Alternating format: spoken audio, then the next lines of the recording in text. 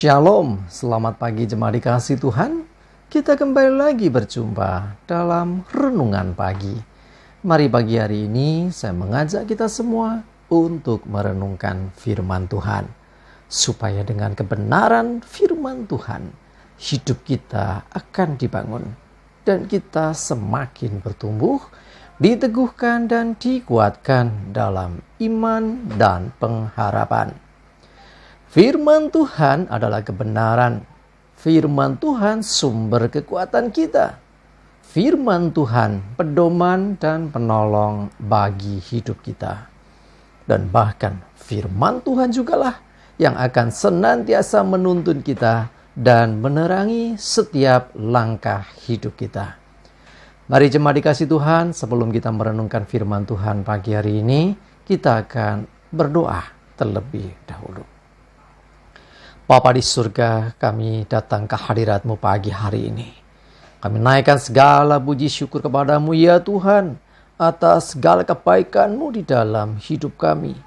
Dan sungguh kami mengucap syukur atas begitu besar kasih setia-Mu, begitu besar rahmat dan anugerah-Mu, segala berkat dan kemurahan-Mu, perlindungan-Mu, penyertaan-Mu, pertolongan-Mu dan juga pemeliharaanmu atas seluruh hidup kami. Terima kasih ya Tuhan. Pagi hari ini kami mau renungkan firman-Mu. Mari Tuhan singkapkan dan nyatakan kebenaran firman-Mu. Dan Roh Kudus, urapilah kami ya Tuhan, sehingga kami bisa menangkap apa yang menjadi pesan Tuhan bagi setiap kami. Dan kami mengerti akan kehendak-Mu, serta melakukan kebenaran firman-Mu di dalam hidup kami. Terima kasih ya Tuhan. Di dalam nama Tuhan Yesus, kami bersyukur dan berdoa. Amin. Mari jemaat dikasih Tuhan, sama-sama kita akan buka Alkitab kita. Renungan pagi hari ini sampaikan dari Lukas 16 ayat 15. Saya bacakan. Lalu ia berkata kepada mereka, kamu membenarkan diri di hadapan orang, tetapi Allah mengetahui hatimu. Sebab apa yang dikagumi manusia dibenci oleh Allah. Cuma dikasih Tuhan, kadang-kadang orang itu merasa ya gak ada yang tahu dengan segala kesalahan, kejahatannya, ya hal yang gak benar yang dia lakukan. Di depan orang, dia kelihatan manis, kelihatan baik.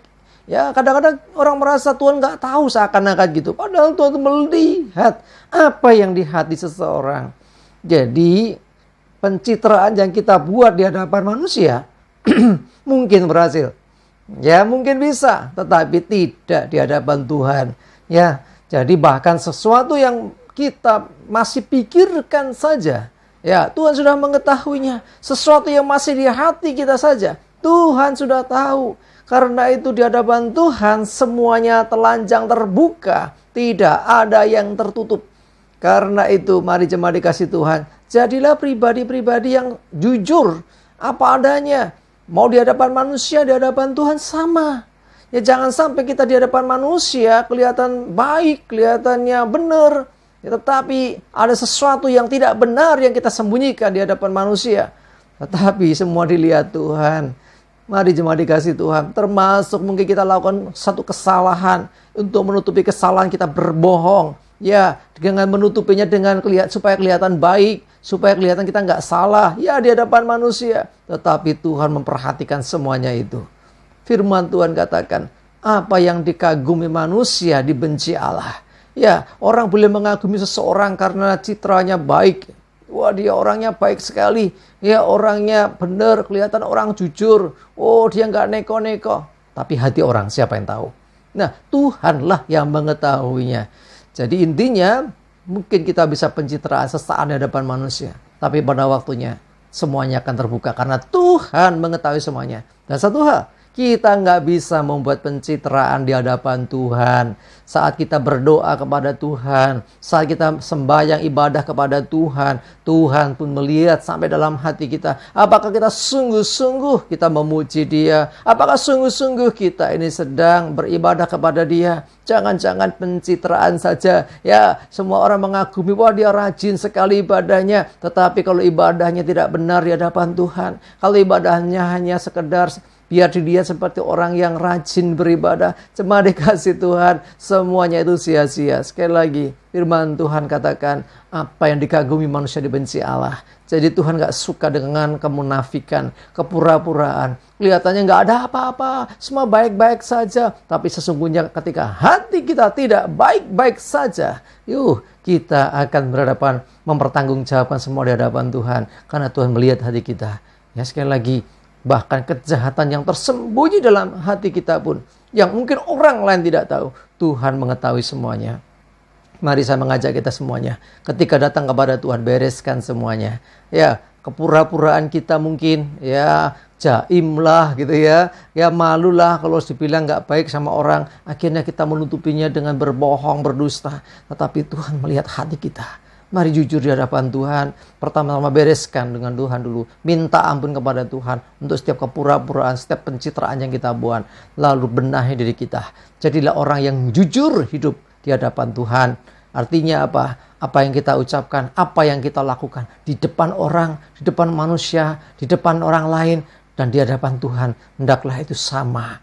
Ya, Tuhan menyukai orang yang demikian, yang di hadapan sesamanya, ya dia tidak mencoba membenarkan diri. Kalau dia salah, dia merendahkan diri, dia minta maaf, dan dia jujur dengan apa adanya. Dan itulah ketika di hadapan Tuhan dia minta ampun, maka Tuhan mengampuni dia. Sebaliknya, di hadapan orang dia berbohong, tapi di hadapan Tuhan dia sadar gak bisa berbohong. Akhirnya di hadapan Tuhan dia jujur akhirnya. Tapi nanti di hadapan orang berbohong lagi. Yang demikian pun tidak boleh terjadi.